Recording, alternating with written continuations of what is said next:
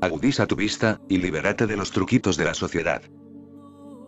La forma correcta de hacerlo, se encuentra oculto en este extraordinario relato zen. El primer ministro, Guozhou I, de la dinastía Tang, era un hombre de estado sobresaliente, un distinguido general, y el héroe nacional más admirado de su época. Pero la fama, el poder, la riqueza y el éxito no lograban distraer su atención de su profundo interés por el budismo. Considerándose un simple y humilde devoto del budismo, visitaba a menudo a su maestro zen preferido, para estudiar con él. Él y el maestro zen parecían llevarse muy bien. El hecho de que él fuera el primer ministro no parecía influir en la alianza de ambos. No se advertían rastros de urbanidad de parte del maestro, ni de mera altanería de parte del ministro. Aparentemente, la alianza era una alianza puramente religiosa entre un venerado maestro y un obediente discípulo. Sin embargo, un día, cuando estaba realizando su visita habitual al maestro zen, hizo la siguiente pregunta. Su reverencia, ¿cómo explica el budismo al egoísmo? La cara del maestro zen se puso lívida de repente y, de manera arrogante y despectiva, le dijo al ministro. ¿Qué estás diciendo, zopenco? Esta provocación irracional e inesperada hirió tanto los sentimientos del primer ministro que en su rostro empezó a dibujarse una hosca y sutil expresión de ira. El maestro zen sonrió y dijo.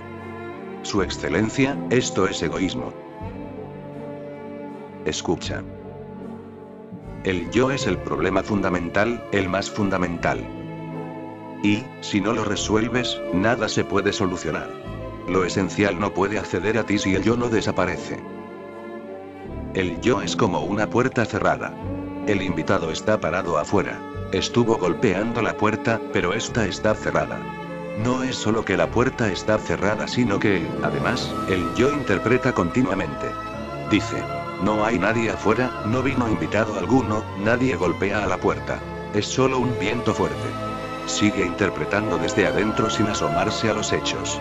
Y la puerta sigue cerrada. Estas interpretaciones hacen que se reduzca más y más la posibilidad de apertura. Y llega un momento en que estás absolutamente encerrado en tu yo. Entonces, has perdido toda la sensibilidad. No tienes apertura y no puede haber encuentro con la existencia. Entonces, estás prácticamente muerto. El yo se transforma en tu tumba. Este es el problema más fundamental. Si lo resuelves, todo se soluciona. No es necesario ir en la búsqueda de Dios. No es necesario ir en la búsqueda de la verdad. Si el yo no está allí, de repente se encuentra todo. Si el yo no está allí, simplemente llegas a saber que la verdad siempre estuvo a tu alrededor, por dentro y por fuera. Era el yo lo que no te dejaba verla. Era el yo lo que cerraba tus ojos y tu ser. Entonces, lo primero que hay que entender es qué es el yo. Nace un niño. Un niño nace sin conocimiento alguno, sin conciencia de sí mismo. Sin ninguna afirmación de yo soy. Ya que el niño nace total. No hace falta afirmación alguna, y, cuando un niño nace, lo primero de lo que toma conciencia no es de sí mismo. Lo primero de lo que toma conciencia es del otro. Es natural, pues los ojos se abren hacia afuera, las manos tocan a los otros, los oídos escuchan a los otros, la lengua saborea los gustos y la nariz huele el afuera. Esto es lo que implica el nacimiento. El nacimiento implica venir a este mundo, al mundo del afuera. Entonces, cuando un niño nace, es traído a este mundo. Abre los ojos y ve a otros. Otro hace referencia al tú. Toma conciencia, primero, de su mamá. Luego, poco a poco, adquiere conciencia de su propio cuerpo. Eso también es el otro, también pertenece al mundo. Tiene hambre y siente el cuerpo. Se satisface su necesidad y se olvida del cuerpo. Es así como va creciendo un niño. Primero toma conciencia de ti, el tú, el otro, y luego, poco a poco, por oposición a ti, el tú, adquiere conciencia de sí mismo. Esta conciencia es una conciencia refleja. No tiene conciencia de quién es. Solo tiene conciencia de su mamá y de lo que ella piensa de él. Si le sonríe, lo quiere y dice que es hermoso, si lo abraza y lo besa, el niño se sentirá bien consigo mismo. Ahora, ha nacido un yo. A través del cariño, el amor, el cuidado, él siente que es valioso y significativo. Nace un centro. Pero es un centro reflejo. No es su verdadero ser. Él no sabe quién es. Solo sabe lo que los demás piensan de él. Y esto es el yo. Un reflejo de lo que los demás piensan. Si nadie piensa que él sirva, si nadie le da cariño, nadie le sonríe, entonces también nace un yo. Un yo enfermo. Triste, rechazado, como una herida, sintiéndose inferior y sin ningún valor. Esto también es el yo. También es un reflejo. Primero la madre, y la madre implica, al comienzo, el mundo entero. Luego, otros se sumarán a la madre, y el mundo seguirá creciendo. Y, cuanto más crezca el mundo, más complejo se volverá el yo, porque se reflejan las opiniones de muchos otros. El yo es un fenómeno acumulado, un subproducto de la vida con otros. Si un niño vive totalmente solo, nunca llegará a desarrollar su yo. Pero eso no sirve. Seguiría siendo como un animal. Eso no quiere decir que llegaría a conocer el verdadero ser. No. El verdadero solo se puede llegar a conocer por medio del falso. Entonces, el yo debe estar, y hay que atravesarlo. Es una disciplina. Solo se puede llegar a conocer lo real a través de la ilusión. No puedes acceder a la verdad en forma directa. Primero debes conocer aquello que no es verdad. Primero debes toparte con lo falso. A través de ese encuentro, te vuelves capaz de conocer la verdad. Si reconoces lo falso como falso, la verdad llegará a ti. El yo es una necesidad. Es una necesidad social, es un subproducto social. Sociedad alude a todo lo que te rodea. No tú, sino todo lo que te rodea. Todo, excepto tú, es la sociedad, y todo el mundo refleja. Vas a la escuela y la maestra refleja quién eres. Te haces amigos de otros chicos y ellos reflejarán quién eres. ¿Recuerdas el refrán que dice, dime con quién andas y te diré quién eres? Se refiere que dice quién es tu yo. Y poco a poco, todo el mundo va sumando a tu yo, y todo el mundo trata de modificarlo de manera tal que no te transformes en un problema para la sociedad. No es que les intereses. Les interesa la sociedad. La sociedad se preocupa por sí misma, y así debe ser. No les interesa que tú accedas a conocer tu propio ser. Les interesa que te transformes en una pieza eficiente de la maquinaria de la sociedad. Debes encajar en el molde. Por eso están tratando de proveerte de un yo que encaje con la sociedad. Te enseñan moral. La moral implica proveerte de un yo que encaje con la sociedad. Si eres un inmoral, siempre serás un inadaptado, en un lugar o en otro. Por eso encarcelamos a los delincuentes. No porque hayan hecho algo malo, ni porque, al ponerlos en prisión, vayamos a mejorarlos. No. Sencillamente, no encajan. Generan problemas. Tienen cierta clase de yoes que la sociedad no aprueba. Si la sociedad los aprobara, todo estaría bien. Un hombre mata a alguien. Es un asesino. Y el mismo hombre, en épocas de guerra, mata a miles de personas y se transforma en un gran héroe. A la sociedad no le molesta un asesino, siempre que el asesinato se cometa por la sociedad. Entonces, está bien. A la sociedad no le preocupa la moral. La moral solo significa que tienes que encajar con la sociedad. Si la sociedad está en guerra, la moral cambia. Si en la sociedad reina la paz, hay una moral diferente. La moral es una política social, es diplomacia. Y cada niño debe ser criado de manera tal que encaje en la sociedad. Eso es todo, porque a la sociedad le interesa tener miembros eficientes. A la sociedad no le preocupa que adquieras un autoconocimiento. La sociedad siempre se opone a la religión. Por eso, la crucifixión de Jesús, el asesinato de Sócrates. Porque no encajaban con la sociedad. Hay dos clases de personas que no encajan. Unas son las que han desarrollado un yo antisocial. Nunca encajarán. Pero se las puede llevar a juicio. Existe esa posibilidad. Se las puede torturar, se las puede castigar para hacerlas entrar en sus cabales. La tortura puede ser demasiada y tal vez se conviertan parte del sistema. Después, hay otra clase de personas que son imposibles para la sociedad. Un Jesús. No es un delincuente, pero no tiene yo. ¿Cómo puedes hacer que un ser que carece de yo encaje con la sociedad? Parece totalmente irresponsable, pero no lo es. Tiene un compromiso mayor con Dios. No se compromete con la sociedad. A quien está comprometido con Dios, no le interesa. Su moral tiene otra profundidad. No deriva de código alguno, sino de su autoconocimiento. Pero entonces surge un problema, porque las sociedades crearon sus códigos morales. Esos códigos morales los confecciona el hombre. Cuando aparece un Jesús o un Buda, no le interesan esas convenciones creadas por el hombre. Su compromiso es mayor, está comprometido con la totalidad. En todo momento, decide sus respuestas en función de su conciencia y no de los condicionamientos. Entonces, nadie sabe bien de él, nadie sabe exactamente qué hará. Es impredecible. Las sociedades pueden perdonar a los delincuentes, pero no a Jesús o a Sócrates. Eso es imposible. Y estas personas son casi imposibles. No se puede hacer nada con ellas, porque no están equivocadas. Y, si intentas comprenderlas, te convencen a ti. No se las puede hacer cambiar de idea. Entonces, es mejor matarlas de inmediato. En el momento en que la sociedad las descubre, las mata de inmediato, pues escucharlas es un peligro. Si las escuchas, te convertirás. Y es imposible convertir a estos seres. Entonces, es mejor terminar con ellos definitivamente, no tener relación alguna con ellos. No se los puede encarcelar, pues allí también tendrían problemas, porque un iluminado en una prisión no le conviene a la sociedad. No hay posibilidad de compromiso alguno con él. Y, porque está tan absolutamente seguro, sabe lo que hace, no se lo puede hacer cambiar de idea. Y contagia. Si está allí, se extiende como una enfermedad y contagia a mucha gente. Jesús debió ser asesinado. El cristianismo puede ser aceptado, pero Cristo no. ¿Qué es el cristianismo? Es el intento que la sociedad hace por reemplazar a Cristo. Cristo es peligroso. Entonces, la sociedad crea un cristianismo a su alrededor. El cristianismo es aceptado porque es un fenómeno social, una política social.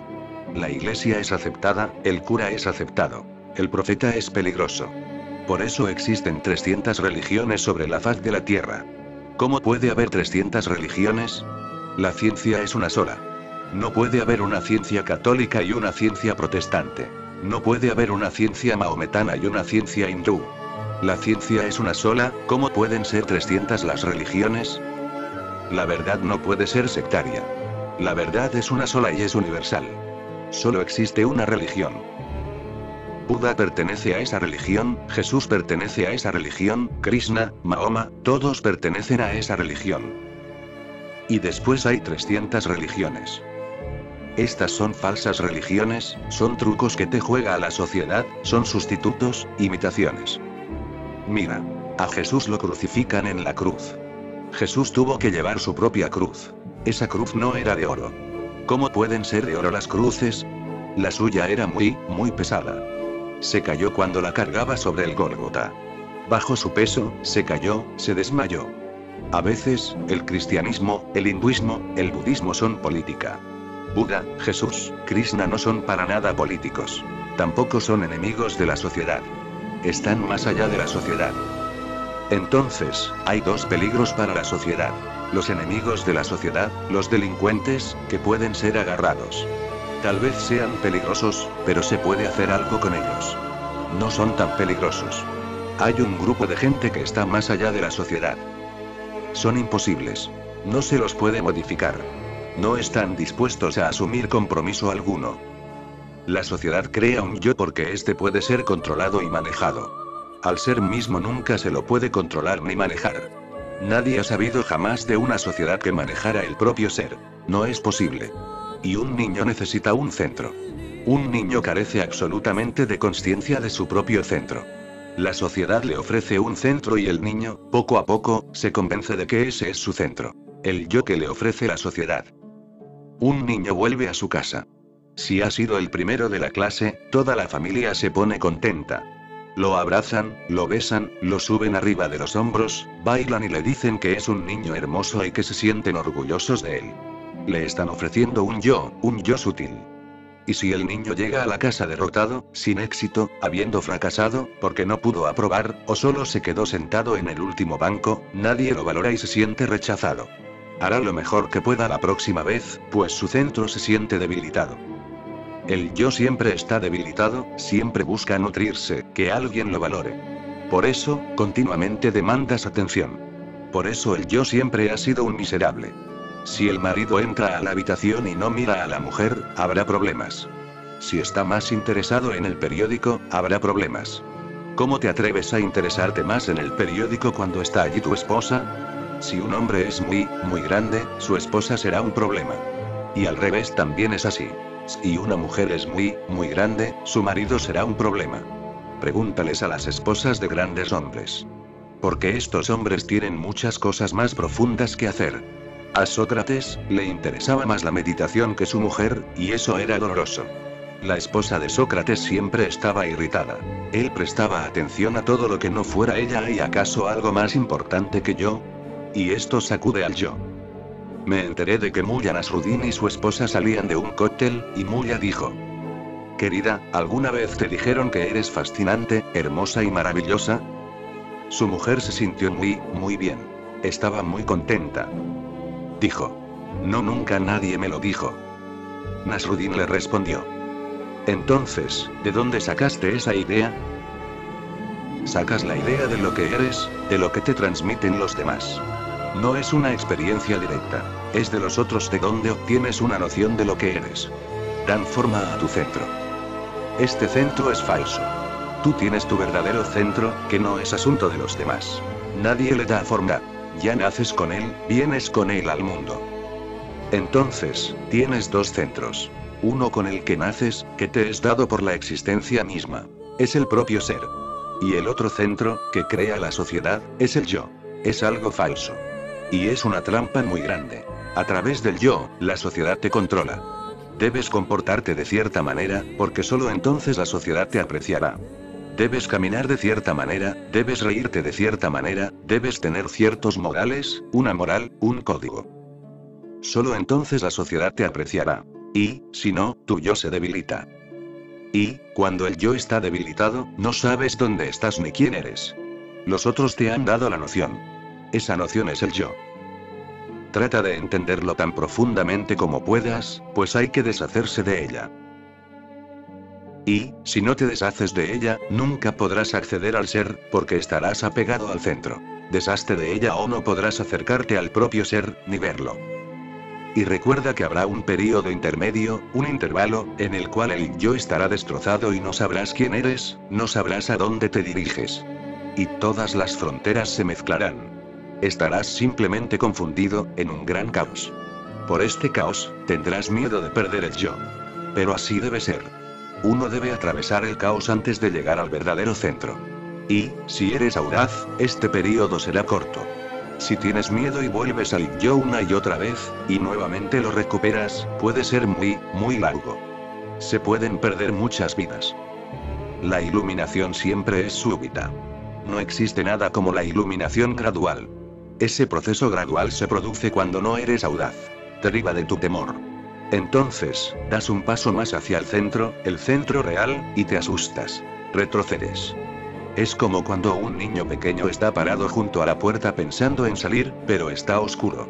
Mira hacia afuera, vuelve, nuevamente junta un poco de coraje y vuelve a mirar. He oído de un niño pequeño que fue a visitar a sus abuelos. Tenía solo 4 años. A la noche, cuando la abuela lo estaba acostando, de pronto empezó a llorar y a gemir y dijo: Me quiero ir a casa. Me da miedo la oscuridad. Pero la abuela dijo: Sé bien que en tu casa también duermes a oscuras. Nunca vi una luz prendida. Entonces, ¿por qué te asustas aquí? Sí, tienes razón, replicó el niño. Pero esa es mi oscuridad. Esta oscuridad me es totalmente desconocida. Incluso en la oscuridad, sientes que es la tuya, y que la de afuera es una oscuridad desconocida. Con el yo, sientes que es tu oscuridad. Puede ser problemática, puede generar miserias, pero sigue siendo la tuya.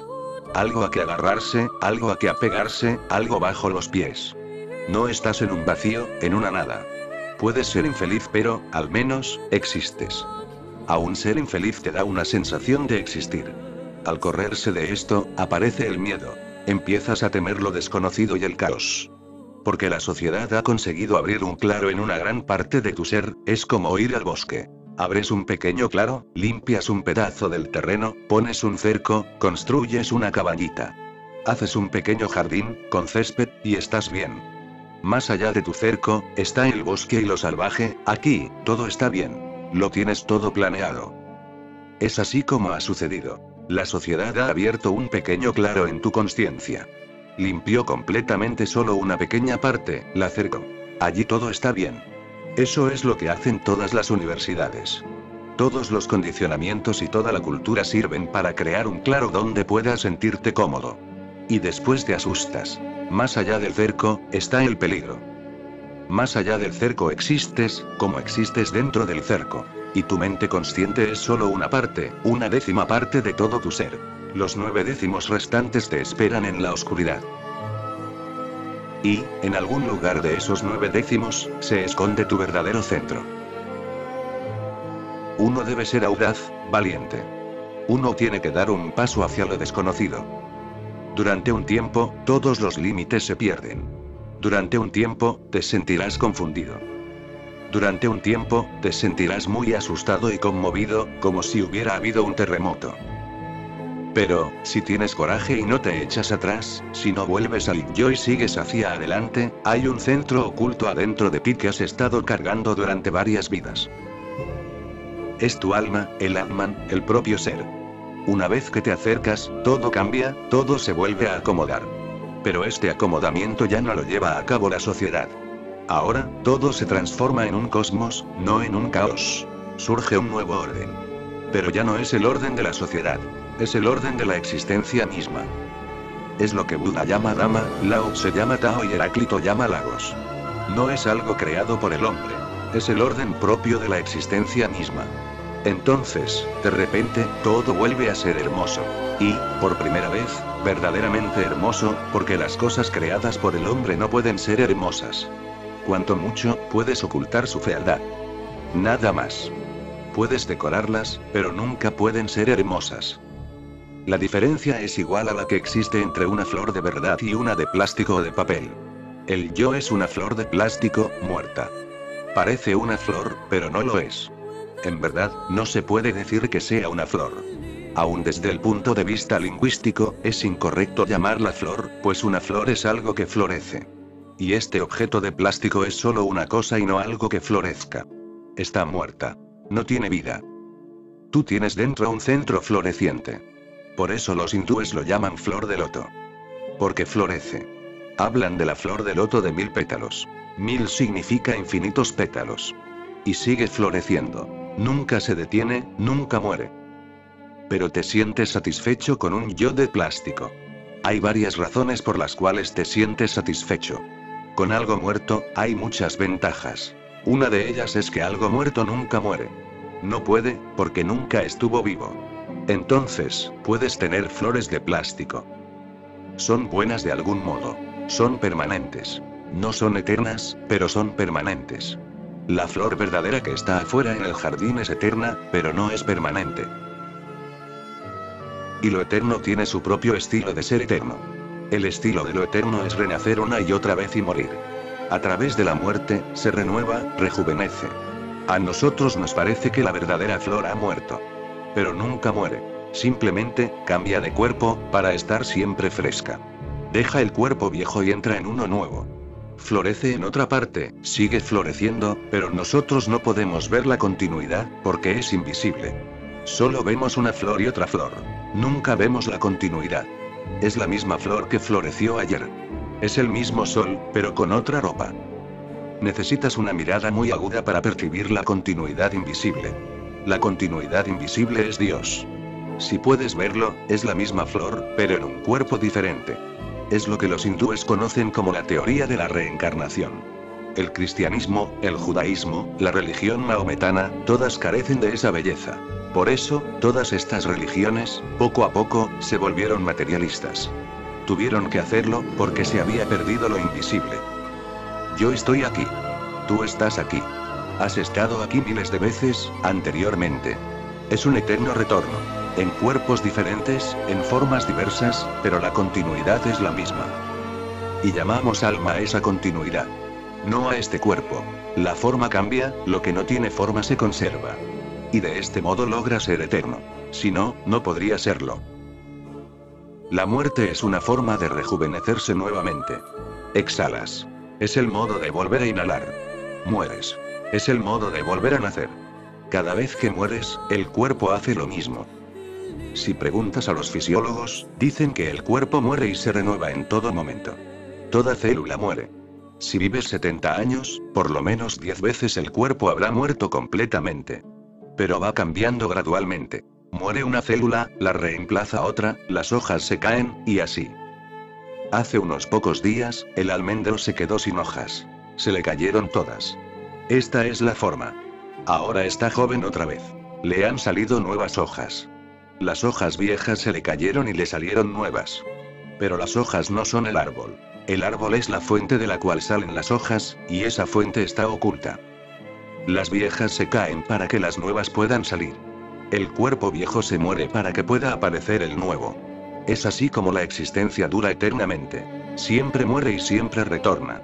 Es una rueda, cuyos rayos suben y después bajan. Así se mueve la rueda. El yo es algo plástico, pero parece permanente. Recuerda que la eternidad no es permanencia. La eternidad se mueve por medio de movimientos, por medio de cambios. La eternidad es un continuo cambio que, sin embargo, sigue siendo lo mismo. Cambiante y, sin embargo, igual. Moviéndose y, sin embargo, sin moverse. El yo tiene cierta característica. Está muerto. Es algo plástico. Y es muy fácil obtenerlo, porque lo proveen los demás. No es necesario buscarlo, no implica búsqueda alguna. Por eso, salvo que te transformes en alguien que busca lo desconocido, no te transformarás en un individuo. Serás solo una parte de la multitud, de una masa. Cuando no tienes un verdadero centro, ¿cómo puedes ser un individuo? El yo no es individual. Es un fenómeno social. Es la sociedad, no eres tú. Pero te da una función en la sociedad, una jerarquía dentro de ella. Y, si quedas satisfecho con ella, te perderás toda la oportunidad de encontrar tu propio ser. Y por eso eres tan desdichado. Con una vida plástica, ¿cómo podrías ser feliz?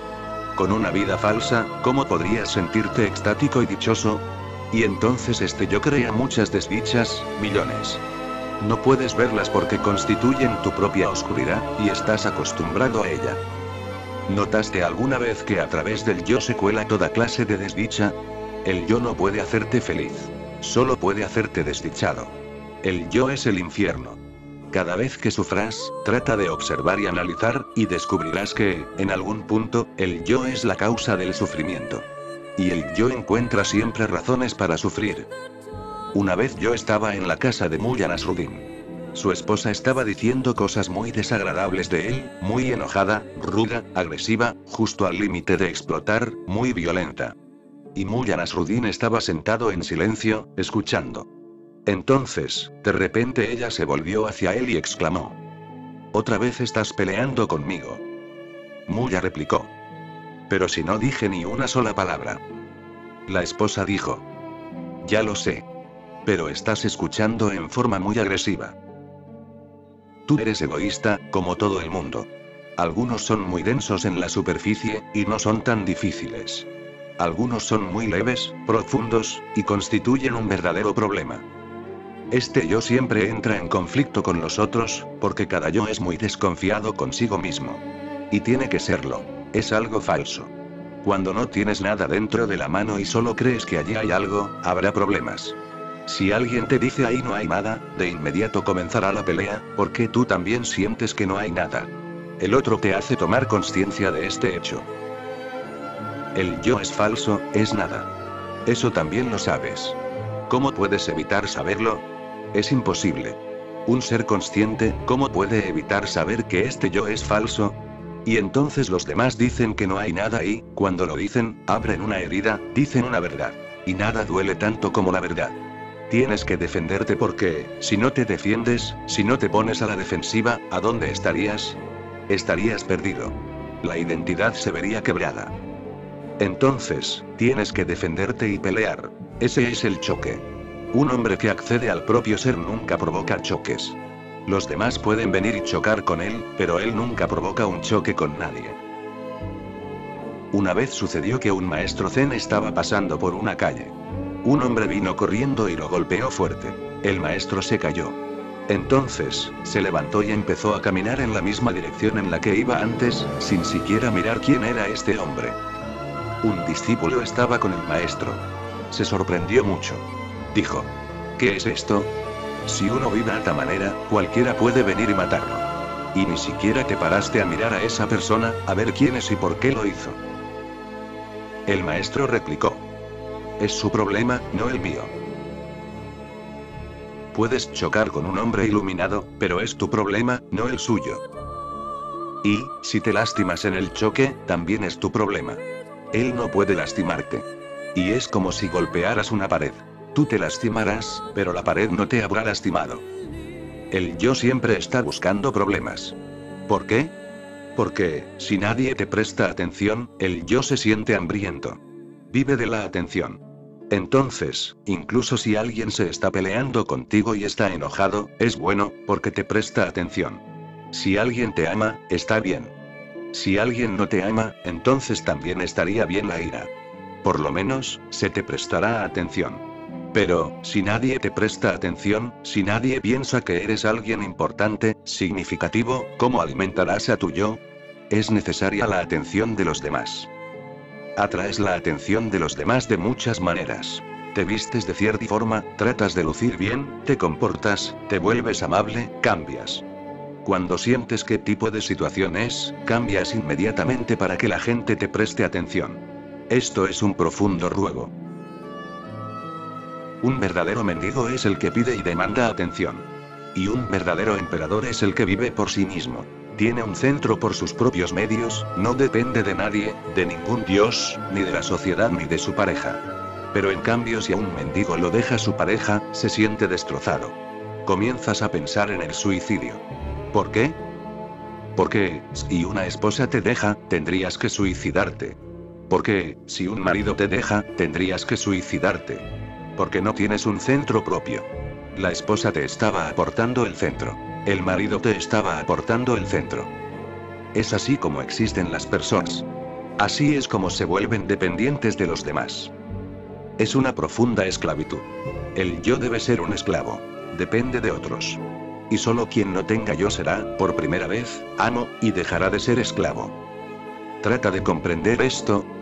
Y comienza a buscar el yo, no en los demás, que no son asunto tuyo, sino en ti mismo. Cuando te sientas desdichado, cierra inmediatamente los ojos e intenta descubrir de dónde viene esta infelicidad, y siempre te encontrarás con que el falso centro ha chocado con alguien. Esperabas algo y no sucedió. Esperabas algo y sucedió exactamente lo contrario. Tu yo está destrozado, te sientes desdichado. Observa, siempre que estés triste, trata de averiguar por qué. Las causas no están fuera de ti. La causa fundamental está dentro de ti. Pero siempre la buscas afuera, siempre te preguntas quién te está haciendo infeliz, quién es la causa de tu ira, quién es la causa de tu angustia. Y, si la buscas afuera, no la encontrarás.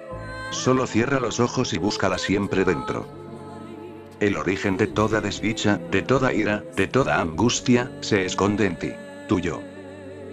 Y, si encuentras el origen, será fácil ir más allá de él. Si descubres que es tu propio yo el que te genera problemas, querrás abandonarlo, porque nadie puede cargar con el origen del sufrimiento una vez que lo comprende. Y recuerda que no hay necesidad de abandonar el yo. No puedes abandonarlo. Si tratas de abandonarlo, llegarás nuevamente a un yo sutil que dice haberse vuelto humilde. No trates de ser humilde. Eso es nuevamente yo. Escondido, pero no muerto. No trates de ser humilde. Nadie puede tratar de ser humilde y nadie puede crear humildad a través de su propio esfuerzo. No. Cuando el yo ya no está, la humildad llega a ti. No es una creación. Es la sombra del verdadero centro. Y un hombre realmente humilde no es ni humilde ni egoísta. Es solamente simple. Ni siquiera tiene conciencia de ser humilde. Si tienes conciencia de ser humilde, el yo está allí. Observa a personas humildes. Hay millones que piensan que son muy humildes. Se doblegan mucho. Pero obsérvalas. Son los más sutiles egoístas. Ahora, la humildad es su fuente de alimento. Dicen soy humilde, y te miran esperando que los valorices. Esperan que digas, eres verdaderamente humilde. De hecho, eres el hombre más humilde del mundo. Nadie es tan humilde como tú. Entonces, observa la sonrisa que aparece en sus rostros. ¿Qué es el yo? El yo es una jerarquía que dice, nadie es como yo. Puede alimentarse de la humildad. Nadie es como yo. Soy el hombre más humilde. Una vez ocurrió que un monje vino a mí, hablando de su humildad, y le dije, no eres nada humilde. Conozco a un hombre que es más humilde que tú. De repente, la ira, el yo, preguntó. ¿Quién es ese hombre? Muéstramelo. Ese no es el punto, le dije. Ese no es el punto. No te lo voy a mostrar. Pero trata de comprender, porque de pronto el yo aparece y dice, ¿cómo alguien se atreve a ser más humilde que yo? Una vez sucedió que un fakir, un mendigo, estaba rezando en una mezquita, a la mañana temprano, cuando todavía estaba oscuro. Era cierto día religioso para los mahometanos, y él rezaba y decía, no soy nadie. Soy el más pobre de los pobres, el más pecador de los pecadores. De repente, había una persona más rezando. Era el emperador de ese país, y no se dio cuenta de que había alguien más rezando. Estaba oscuro y el emperador también decía, no soy nadie. No soy nada. Estoy vacío, soy un mendigo golpeando tu puerta. Cuando escuchó que alguien más estaba diciendo lo mismo, le dijo, detente. ¿Quién está tratando de superarme? ¿Quién eres? ¿Cómo te atreves a decir delante del emperador que no eres nadie, cuando él está diciendo que no es nadie? Así es el yo. Es tan sutil y sus métodos son tan sutiles y astutos, tienes que estar muy alerta. Solo entonces podrás verlo. No trates de ser humilde. Únicamente intenta ver que toda la desdicha, toda la angustia proviene de él. Solamente observa. No es necesario que lo abandones. No podrías hacerlo. ¿Quién lo abandonará? Si alguien lo hace, el abandonador se transforma en yo. Siempre se repite. Sea lo que hagas, sobresale de él, mira y observa. Todo lo que logres, la humildad, la sencillez, la simplicidad, no servirá de nada. Solo una cosa es posible: observar y darse cuenta de que es la fuente de toda desdicha. No lo digas, no lo repitas. Observa. Porque, si yo digo que es la fuente de toda desdicha y tú lo repites, no sirve. Debes llegar a comprenderlo. Cada vez que te sientes desdichado, cierra los ojos y no trates de encontrar una causa externa. Intenta ver de dónde viene esta tristeza. Viene de tu propio yo. Si siempre estás sensible y comprensivo, y la convicción de que la causa es el yo se arraiga tanto, un día descubrirás de repente que ha desaparecido. Nadie lo abandona, nadie puede abandonarlo. Simplemente ves que ha desaparecido, porque la convicción misma de que el yo causa todas las desdichas se convierte en el abandono de este. La convicción misma es la desaparición del yo. Y eres tan inteligente cuando se trata de ver el yo ajeno. Todo el mundo puede ver el yo de los demás. Cuando se trata de ti, aparece el problema, porque no conoces el territorio, nunca lo has atravesado. Todo el camino hacia lo divino y lo esencial tiene que atravesar este territorio del yo. Lo falso debe ser comprendido como falso. La fuente del sufrimiento debe ser comprendida como fuente del sufrimiento. Entonces, simplemente, cae. Cuando sabes que es veneno, cae. Cuando sabes que es fuego, cae. Cuando sabes que es infernal, cae. Y entonces nunca dices, yo abandoné el yo. Simplemente, te ríes de todo esto, de la broma de que fueras tú el creador de toda desdicha. Estaba viendo unos dibujitos sobre Charlie Brown. En uno de los dibujos, estaba jugando con bloques, haciendo una casa con los ladrillos de los niños. Estaba sentado en el medio de los bloques, construyendo las paredes. Entonces, llega un momento en que queda encerrado, pues todo a su alrededor ha construido una pared. Entonces grita, ¡auxilio! ¡Auxilio! Terminó y ahora está encerrado, aprisionado. Esto es infantil, pero es también todo lo que vienes haciendo. Has construido una casa a tu alrededor, y ahora gritas, ¡auxilio! ¡Auxilio! Y la desdicha se multiplica 1.000.000 de veces, pues hay personas que ayudan pero están en el mismo bote. Ocurrió que una mujer muy hermosa fue a ver a su psiquiatra por primera vez. El psiquiatra le dijo, acérquese, por favor. Cuando ella se acercó, el psiquiatra le saltó encima, la abrazó y la besó. Ella se quedó conmovida. Entonces él le dijo, ahora siéntese. Eso es mi problema. Ahora, ¿cuál es el suyo? El problema se vuelve múltiple, porque las personas que ayudan están en el mismo bote. Y querrían ayudar, pues, cuando ayudas a alguien, el yo se siente muy bien, muy bien. Porque ayudas mucho, eres un gran gurú, un maestro. Ayudas a mucha gente. Cuanto mayor es la multitud de tus seguidores, mejor te sientes. Pero tú estás en el mismo bote. No puedes ayudar. Más bien, harás daño. La gente que aún tiene sus propios problemas no puede ayudar mucho. Solo puede ayudarte alguien que no tenga problemas propios. Únicamente entonces tendrás la claridad para ver a través de ti. Una mente que no tiene problemas propios puede verte. Te vuelves transparente para ella. Una mente que no tiene problemas propios puede ver a través de ella. Por eso se torna capaz de ver a través de otros. En Occidente hay muchas escuelas de psicoanálisis, muchas escuelas, pero la ayuda no alcanza a la gente. Más bien, la daña. Porque la gente que ayuda a los demás, o que trata de ayudarlas, o que se posiciona como capaz de ayudar, está en el mismo bote. Estuve leyendo las memorias de la esposa de Wilhelm Reich. Fue uno de los psicoanalistas más importantes, uno de los más revolucionarios. Pero, cuando la cuestión se vuelve hacia los problemas propios, surgen las dificultades. Su esposa escribe en sus memorias que él les enseñaba a los demás a no ser celosos, que el amor no es posesión sino libertad. Pero, con su propia esposa, siempre fue celoso. Si ella se reía con alguien, de inmediato había tristeza. Él hacía el amor con muchas mujeres, pero no podía permitirle a su esposa ni siquiera sonreír con alguien. Ni siquiera le permitía que se sentara con alguien y hablara. Cada vez que él salía, a veces tenía que ir a ver a sus pacientes, lo primero que hacía al volver era preguntar a dónde había ido su esposa, con quién se había encontrado, quién había ido a la casa, y había un minucioso interrogatorio. Su esposa dice que ella simplemente suspiraba. Este hombre era tan sabio con los demás, pero consigo mismo. Es difícil ver el propio yo.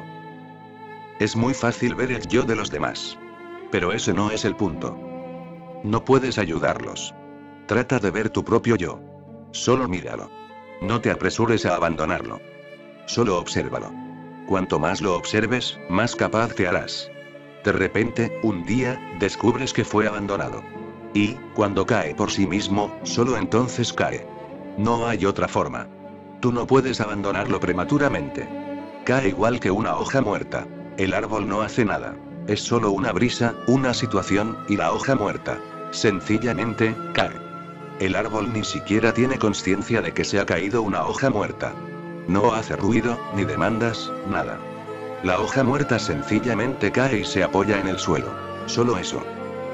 Cuando maduras a través de la comprensión, de la consciencia, y has sentido totalmente que el yo es la causa de todas tus desdichas, un día ves la hoja muerta simplemente cayendo. Se apoya sobre el suelo y muere a su propio ritmo. Tú no has hecho nada y no puedes adjudicarte el abandono. Tú solo ves que ha desaparecido, y entonces surge el verdadero centro. Y ese verdadero centro es el alma, el yo, Dios, la verdad, o como quieras llamarlo. No tiene nombre. Así que todos los nombres vienen bien. Puedes ponerle cualquier nombre, a tu gusto. Ahora, escucha este hermoso relato. El primer ministro, Guozhou I, de la dinastía Tang, era un hombre de estado sobresaliente, un distinguido general, y el héroe nacional más admirado de su época. Recuerda que, cuando estás en la cúspide, es muy fácil ser humilde. Repito, cuando tienes éxito, cuando has llegado a la cúspide, es muy fácil ser humilde. Cuando no ocupas ningún lugar jerárquico, es muy difícil ser humilde. A un hombre pobre le resulta más difícil ser humilde que a uno rico. A un político derrotado le resulta más difícil ser humilde que a uno que ganó. Mira a las personas influyentes del mundo. Siempre son humildes. Pueden animarse a serlo. Ahora no hay peligro para sus yoes. Ya lo lograron. No les preocupa tu atención. No significas nada para ellos. Ahora, ya lo lograron. Pueden ser humildes. Pueden animarse a serlo. Por esta razón, los líderes siempre son humildes. Pero esa humildad no es la humildad de Buda ni de Lao Tse. Esa humildad es falsa. Cuando no eres nadie, ser humilde es muy difícil. Cuando estás derrotado, ser humilde es muy difícil, porque el yo está herido. Está hambriento y necesita alimento. Cuando ganaste, estás victorioso, estás en la cresta de la ola y llegas cada vez más arriba, puedes descender, porque todo el mundo sabe, sin necesidad de decir nada, quién eres. No es necesario que lo declares. El mundo entero ya lo sabe. Entonces, puedes bajar de la ola y ser humilde. Los reyes son más humildes que los mendigos. Y por eso la gente piensa, qué hermosos seres son los reyes, estos líderes. Nada es hermoso. Podrás ver sus verdaderos rostros cuando estén derrotados. Nunca antes. Entonces, ser humilde es muy, muy difícil. Cuando la vida toda es humillante, es difícil ser humilde. Cuando todo el mundo te valora y todo el mundo te alienta, puedes descender con una sonrisa en el rostro. No es necesario que declames. ¿Estás seguro? Esta ha sido mi experiencia con la gente. Si alguien viene a mí y ya ha llegado a algún lado en la vida, siempre es humilde. Desciende profundamente, se sienta en el suelo. ¿Está seguro? Esta humildad es buena para su yo. Cada vez que viene alguien que está frustrado, que apostó y perdió, que no es nadie, es duro para él sentarse en el suelo. Un hombre me escribió una carta que decía: solo podré ir a verte si yo también tengo una silla. Si no, no iré. Sé que este hombre está muy, muy frustrado y humillado por la vida. No puede descender, no puede entregarse, no puede ser humilde. Está tan humillado que esto se vuelve una herida. Ahora, la humildad aparece ante él como una humillación. Ambos están en el mismo bote. Uno está frustrado, se siente herido, cree que tiene que ponerse de pie y reclamar, que tiene que pelear por eso. El otro está seguro y no hay lucha. Él ya lo sabe. Sucedió que una vez Henry Ford fue a Gran Bretaña. En el aeropuerto, le preguntó a un hombre por el hotel más barato de Londres. Y el hombre lo reconoció, porque hacía unos días habían salido en el periódico fotos de la llegada de Henry. Entonces, le dijo: si la memoria no me falla y recuerdo bien, usted se parece a Henry. Pero se ha vestido usted tan zarrapastroso, con un abrigo que parece viejo y rotoso, y está usted preguntando por el hotel más barato. Henry Ford respondió: tenga un abrigo nuevo o viejo, soy Henry Ford, y todo el mundo lo sabe. No hace ninguna diferencia. Yo soy Henry. Que el abrigo sea nuevo o viejo no hace ninguna diferencia. El hombre comentó: también sé que, cuando sus hijos vinieron, preguntaron por el hotel más costoso. Henry Ford rió y dijo: aún no se establecieron y se sienten inseguros. Se los conoce como hijos de Henry. No son nada por ellos mismos. Yo sí soy algo por mí mismo. Por eso, el hotel más barato no hace ninguna diferencia. Un hombre rico no necesita aclarar que es rico. Un hombre pobre siempre ostenta. Cuanto más rico te vuelves, menos ostentación haces. ¿Lo has observado en la vida? Sucede por todas partes. Una mujer fea usa más adornos. Una mujer hermosa no los necesita. Cuanto más hermoso se vuelve un país, más hermosas se ponen las mujeres, más caen, lentamente, las cosas. Las mujeres no necesitan usar adornos ni oro. Alcanza con ellas mismas. Pero una mujer fea no puede hacer eso. Tiene que ponerse muchos, muchos adornos, diamantes, rubíes, porque solo es alguien a través de esos adornos. Sin ellos, no es nadie. Le da pena andar así. Esto sucede en todos los aspectos de la vida. Pero ambas están en el mismo bote. El primer ministro era un hombre muy humilde. Pero la fama, el poder, la riqueza y el éxito no lograban distraer su atención de su profundo interés por el budismo. Considerándose un simple y humilde devoto del budismo, visitaba a menudo a su maestro zen preferido, para estudiar con él.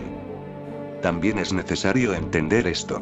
Pero la fama, el poder, la riqueza y el éxito no lograban distraer su atención de su profundo interés. Estas cosas nunca distraen a nadie. Es difícil ser un devoto de la religión cuando uno es pobre y fracasado.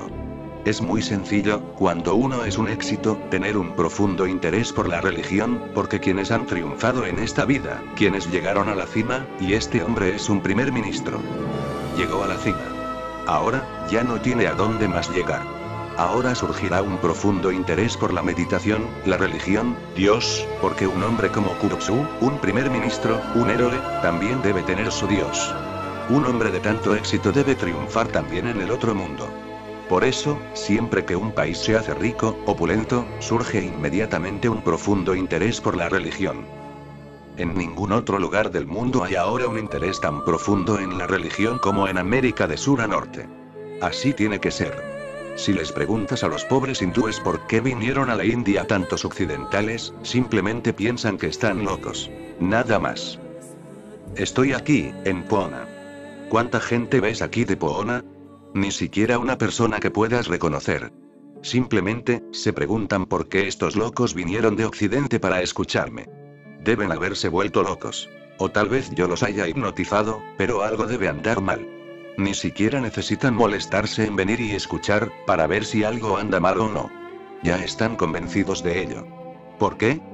No son ricos, ni exitosos, no están establecidos. Cuando fracasas en este mundo, primero, luchas por triunfar en este mundo materialista. Cuando lo logras, esperas triunfar también en el otro mundo. Entonces, este es mi punto de vista. Que solo un país rico puede ser religioso. A veces, las personas pobres pueden ser religiosas, porque los individuos pueden ser excepciones, pero las masas, nunca. A veces sucede que una persona pobre se vuelve religiosa y logra acceder a lo esencial, Nank, Kabir, Jesús, pero por lo general las masas no pueden ser religiosas, salvo que estén establecidas. La religión es el último lujo. Y no lo digo en tono de condena. Es así. Hay que poder afrontarla. Y, cuando lo tienes todo y sientes que no tienes nada, surge por primera vez un profundo interés por buscar lo desconocido. Él y el maestro Zen parecían llevarse muy bien. El hecho de que él fuera el primer ministro no parecía influir en la alianza de ambos. No se advertían rastros de urbanidad de parte del maestro, ni de mera altanería de parte del ministro. Aparentemente, la alianza era una alianza puramente religiosa entre un venerado maestro y un obediente discípulo. Pero esto es superficial. En el fondo, el primer ministro es el primer ministro. En el fondo el maestro no se deja engañar por las apariencias. Las apariencias no implican nada. Lo real es lo que está por debajo. Y este primer ministro es un hombre realizado. Ha triunfado en el mundo. Ahora, está intentando tener éxito también con su maestro, por medio de sus refinados modales. Pero no se puede engañar a un maestro. Si lo consigues, quiere decir que no es un maestro. Sin embargo, un día, cuando estaba haciendo su visita habitual al maestro Zen, hizo la siguiente pregunta.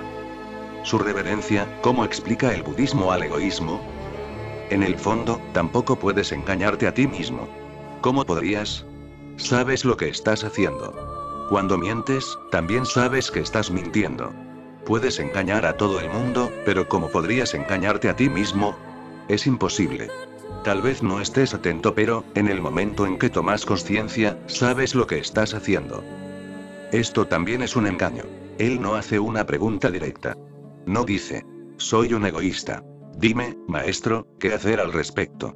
Esta gente inteligente siempre hace preguntas indirectas. Conozco muchas de ellas. Un hombre vino y me preguntó. Uno de mis amigos es impotente. ¿Qué hacer? Y me di cuenta de que este hombre era impotente, pero hablaba de su amigo. Entonces, le pregunté.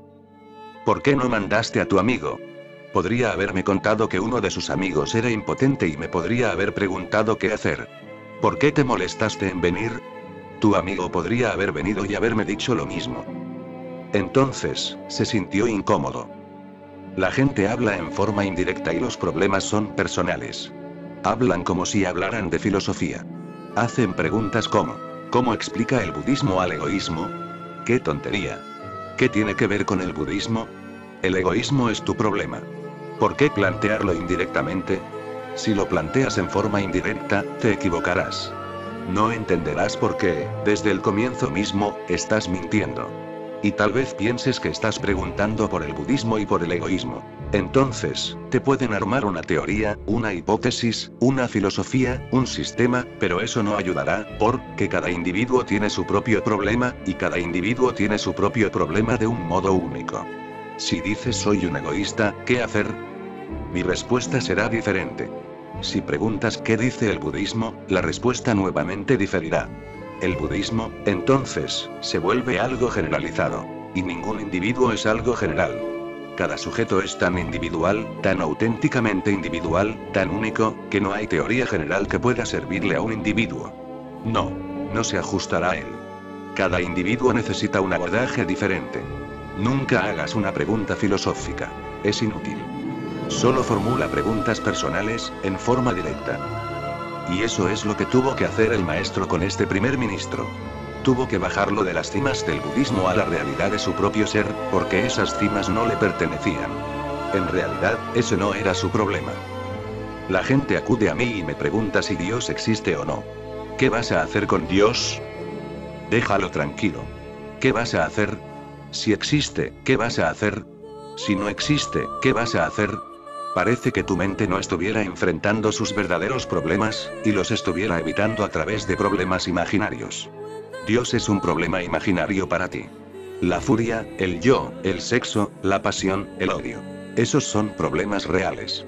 Pero no preguntas por ellos. Preguntas por Dios. ¿Qué tienes que ver con Dios? No hay relación alguna. Veo a gente que cree en Dios y a gente que no cree. No encuentro diferencia alguna. ¿Puedes darte cuenta de si un hombre es ateo, solamente a través de su conducta? No. ¿Cómo puedes saber si este hombre cree en Dios y aquel no cree? Los dos se comportan de la misma forma. Si los insultas, ambos se enojarán. ¿Cuál es la diferencia? Si hieres sus yoes, los dos se volverán locos. Entonces, ¿dónde entra Dios? Es una trampa. Tratas de evitar los verdaderos problemas. Las palabras Dios, moksha, verdad son como mantas con las cuales cubres todos los problemas y los ocultas. No son problemas. Son mantas.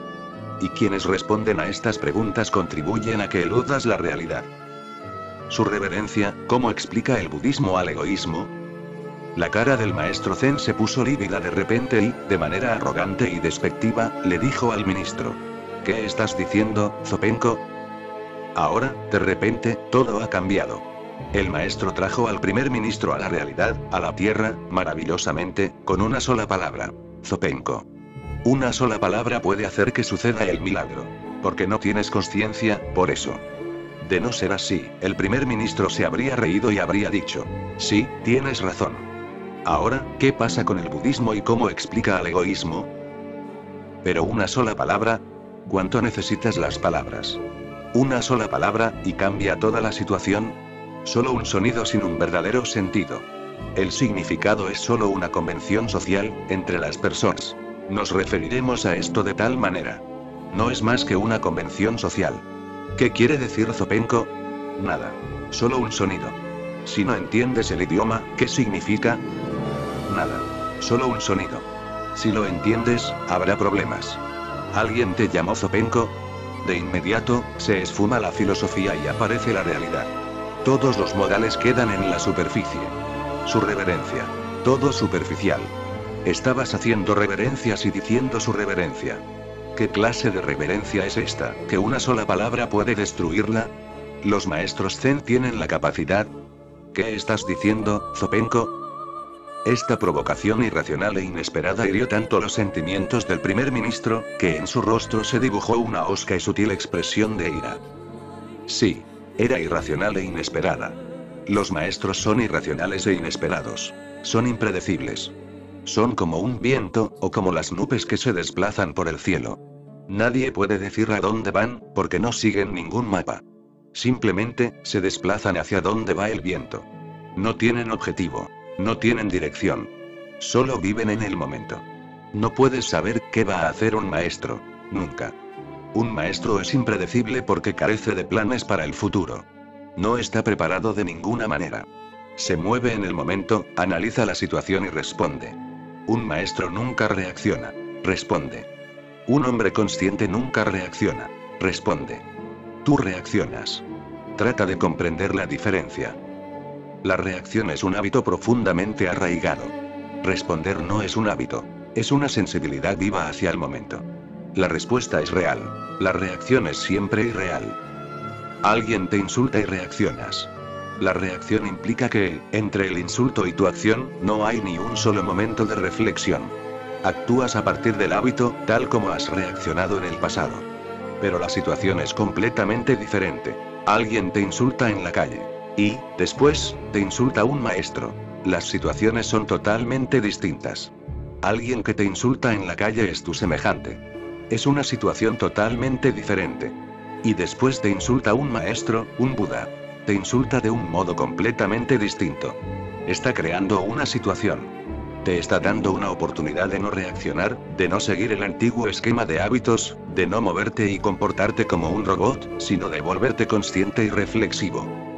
Si este hombre hubiera estado un poco alerta, un poco consciente, si hubiera sido un poco reflexivo, se habría reído, habría hecho una reverencia y le hubiera tocado los pies al maestro, pues un maestro únicamente te insulta cuando existe un profundo sentimiento de amor y compasión. De no ser así, ¿para qué lo haría? Un maestro te insulta para demostrarte algo.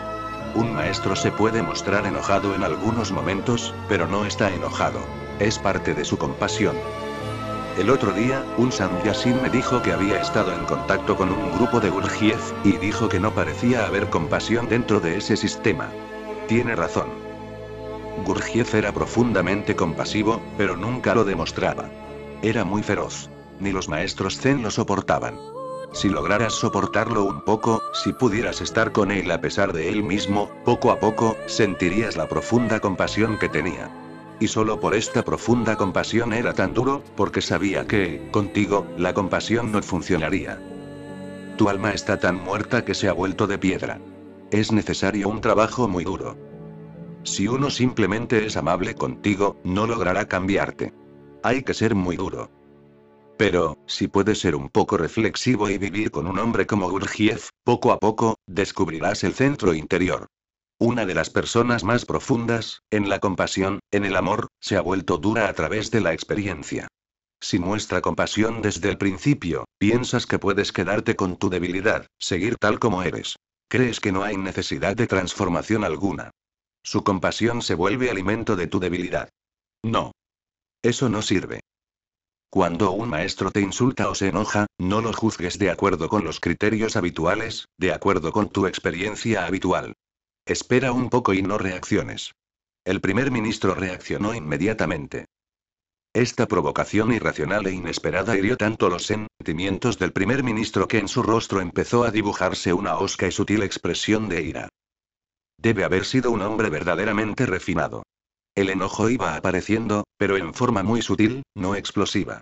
Se debe haber sorprendido muy profundamente.